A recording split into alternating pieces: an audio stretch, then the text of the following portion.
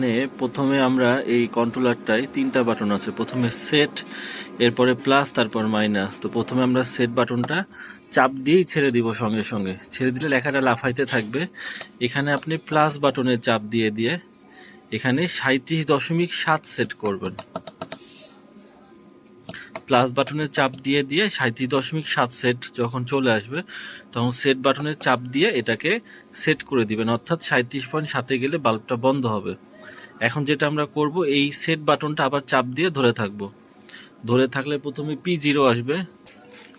P0 যখন আসবে, P0তে আমরা তখন আবার এই সেট বাটনের চাপ দিলে এই সি থাকবে। সি মানে কুল, যেহেতু আমাদের গরম অপশন, সুতরাং প্লাস বাটনের চাপ দিয়ে আমরা এইচ করব। এই P0কে এবার সেট করলাম, হিট হবে। এইচ মানে হচ্ছে হিট। এবার P0-র পরে আবার প্লাস বাটনের চাপ দিব, P1 আসবে। P1 হচ্ছে 0.7 সেট করব, অর্থাৎ 0.7-এর ব্যবধানে তাপমাত্রা অন অফ হবে। এবার সেট বাটনে চাপ দিলাম।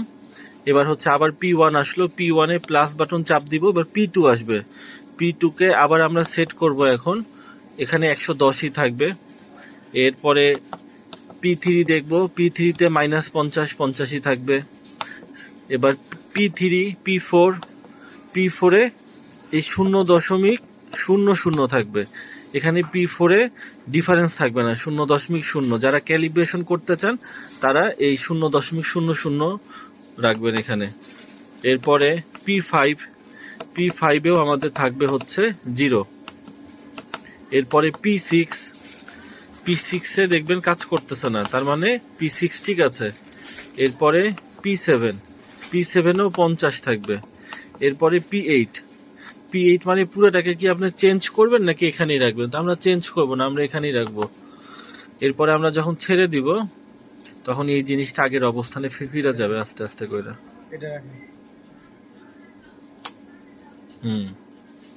তার মানে 37.7-এ সেট হয়েছে এবং এই কন্ট্রোলারটা এখন ঠিক আছে। তো এই হচ্ছে W1209-এর এই সেটিং। তো আপনাদের যাদের আমাদের প্রতিষ্ঠানের মেশিন প্রয়োজন তারা আমাদের সাথে যোগাযোগ করতে পারেন।